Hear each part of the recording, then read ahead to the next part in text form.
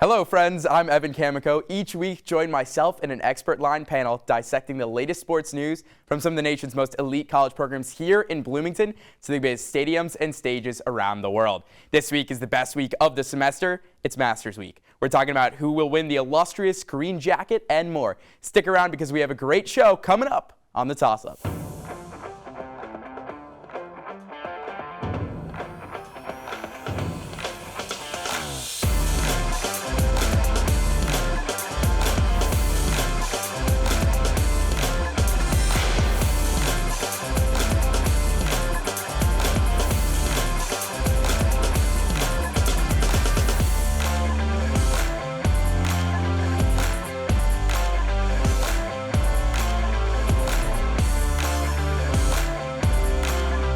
Like I said before, it's finally Masters Week, and we have a great panel to break it all down. But before then, later in the show, our Anthony McClain is in studio giving some Indiana connections to the tournament. But right now, here is Keegan Nickerson, Austin Platt, and, of course, returning for the second year of the show, Hank Joseph. Guys, welcome back. Keegan, welcome to the Toss-Up. Happy to be here. A long-time listener, first-time caller. So very excited.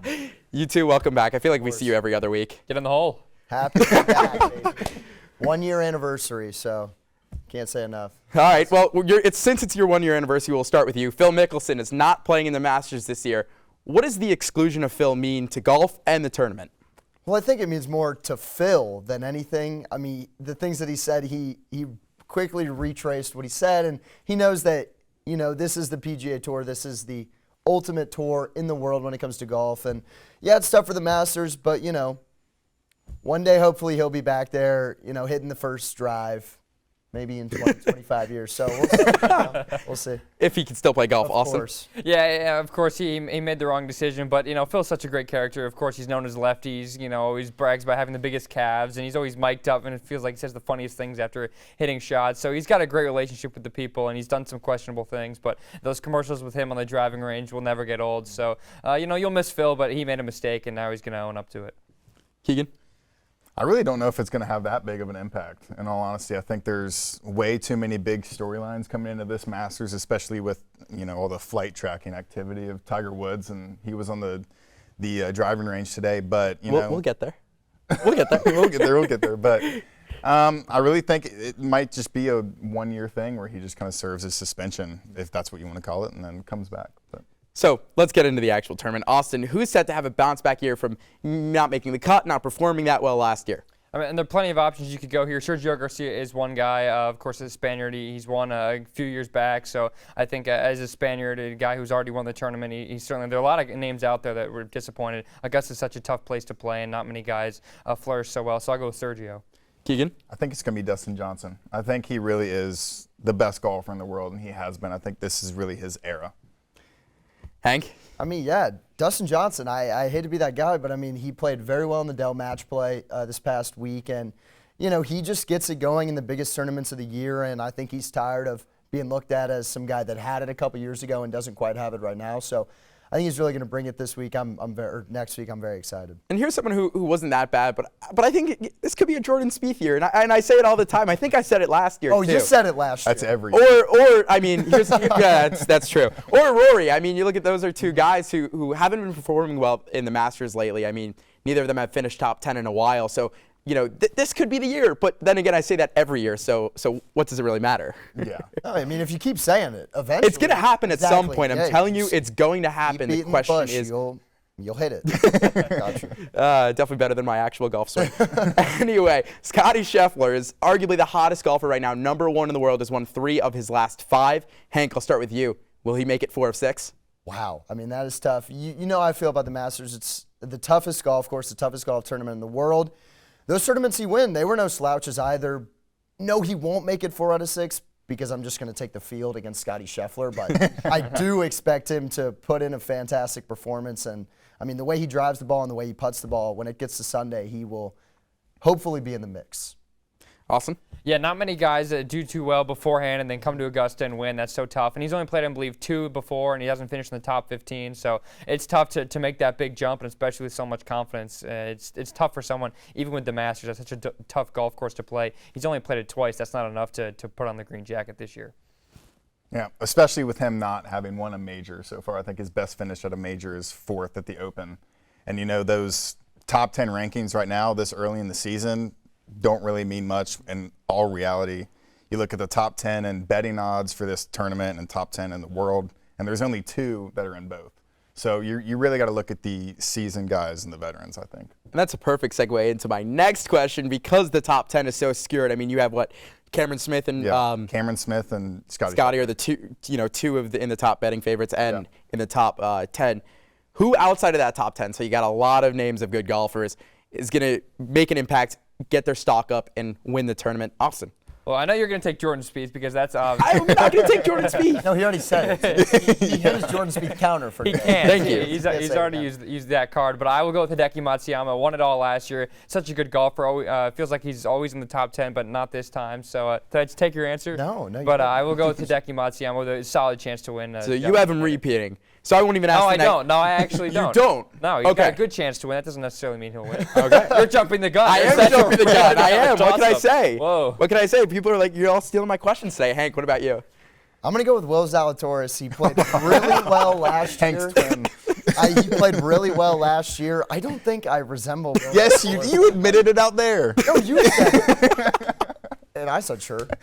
But anyways, Will Zalatoris is number 29 in the world golf rankings last year. Came in second last year. So I think he's just a really good golfer, and I think a guy that can put it on in your first time playing the Masters ever, finish in the top 3.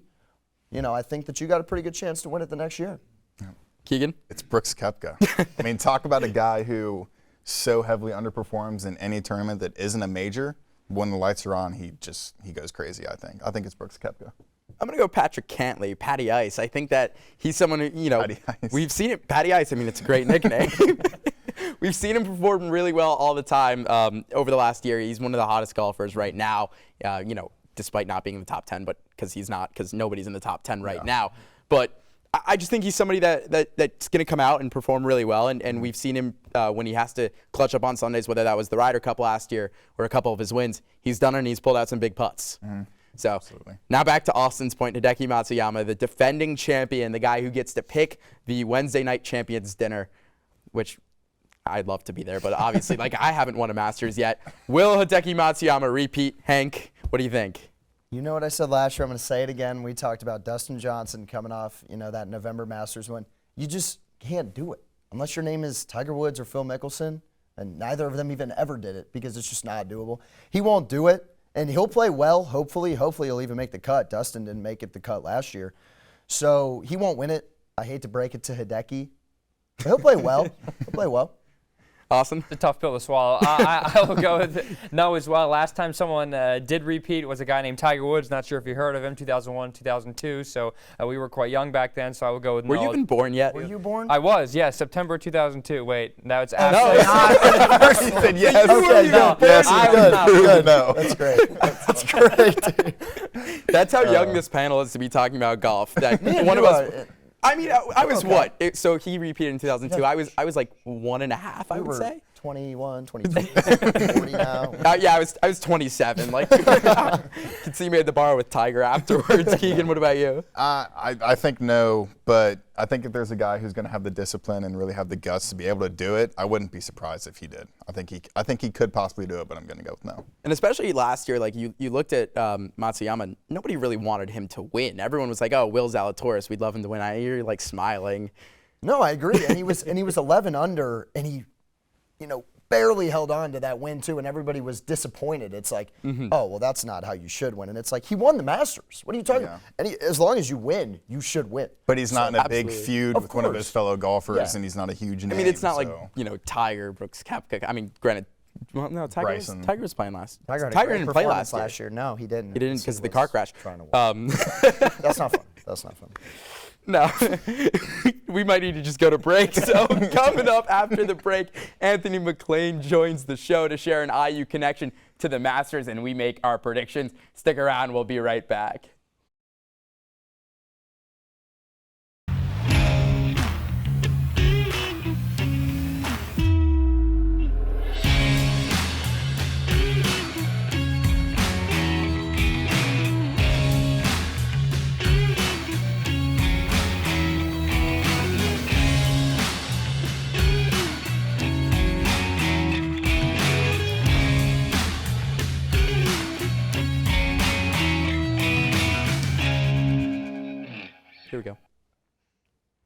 Welcome back. Now on the tee is our own Anthony McClain with an IU connection to the Masters. Anthony?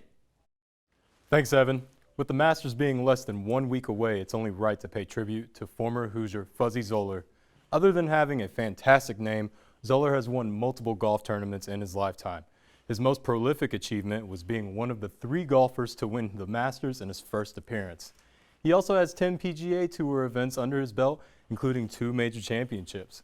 Zoeller is now retired but continues to be involved in the sport of golf.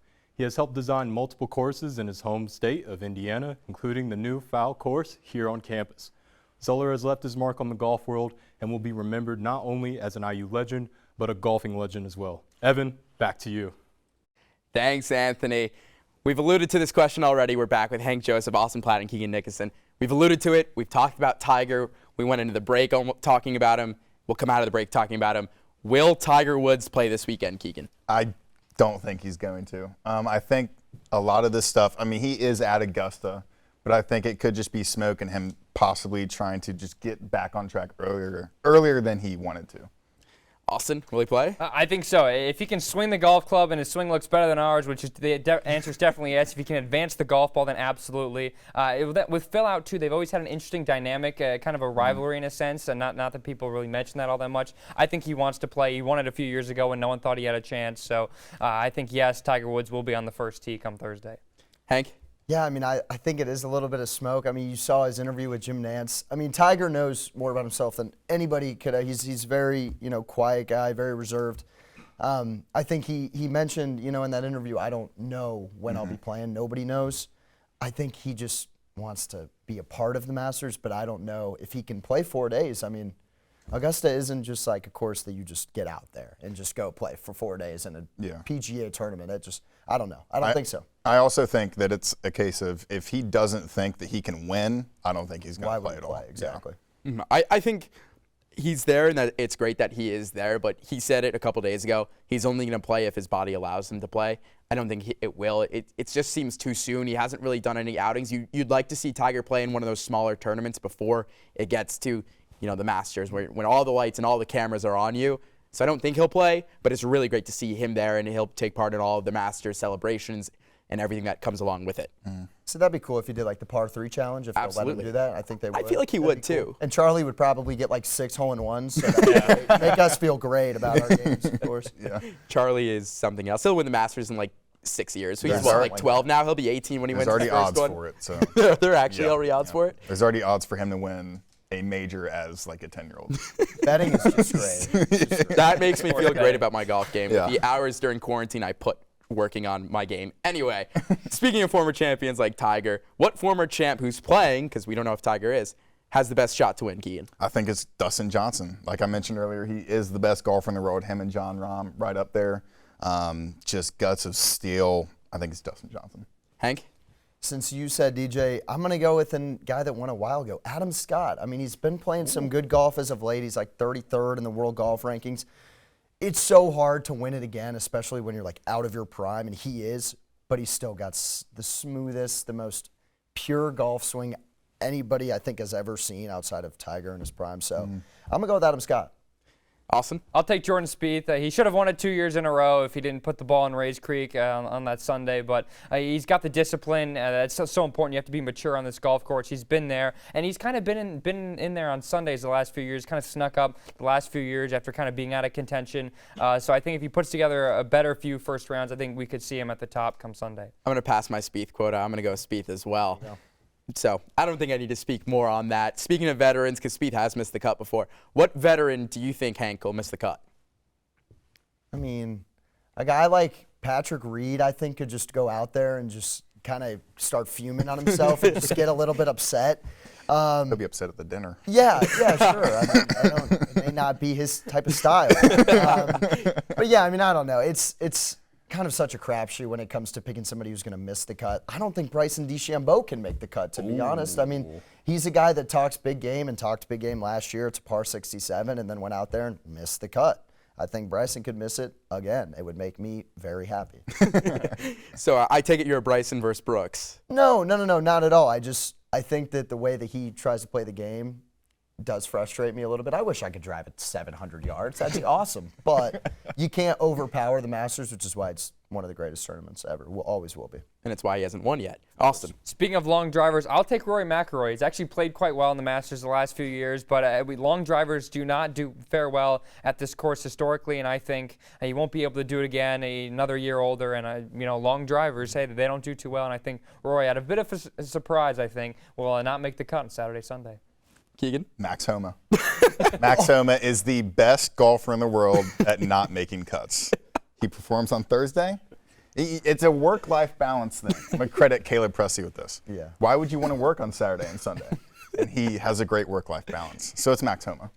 I'll go with Daniel Berger or Matthew Wolff. These are two guys who a couple years ago were these young studs coming up, rising, same conversation as, JT and Spieth, but have really fallen off since then. You haven't heard their names. They're floating in the mid-30s. I think that those are two guys that probably wouldn't make the cut versus some other guys. It'd be really interesting to see a young guy come up and, bounce one of them out of the cut. So I would say those two are probably most likely to not make the cut, but I thought you were a big Max Homa fan. Oh, I'm a huge Max Homa fan, but it's a fact that he just does not make cuts, ever. So, all right. Speaking of younger guys, anyway, what under 25 players has the best shot to win this whole thing? Keegan, I'll start with you on this one. Victor Hovland.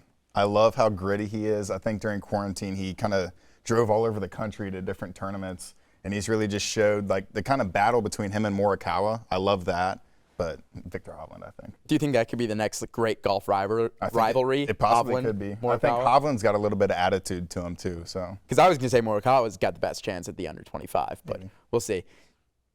He's 25. The thing about Morikawa He's 25. is I was like, okay, so someone's going to say Hovland, obviously. Got it. And then I was like, okay, I'm going to say Morikawa. He just turned 25 February 17th, so we're okay. We're all right. He was under 25 before the year started. Morikawa, such a good, probably the best ball striker right now on tour. Dude can put the lights out if he can just, stay focused through 4 rounds. And if it's him and Hovland, in the Sunday, and they're both in the top 5, this is going to be one of the greater Sundays at the Masters that we've seen in a while. And I will not be leaving my couch and not feel bad about it. Austin, I like who do you got? Morikawa as well. Honestly, UCLA guy, his caddy is a smart guy as well. Can certainly keep him disciplined. For the diversity of the toss-up, I will go with Will Zalatoris. Finished second last year. I know there's Hank, a big checkbox in that one. If you finished second the year before, of course, you can come back and do it again. You have a year under your belt, and I believe that was his first time last year at the Masters. So you can come back second time, sophomore. Maybe you'll do even better.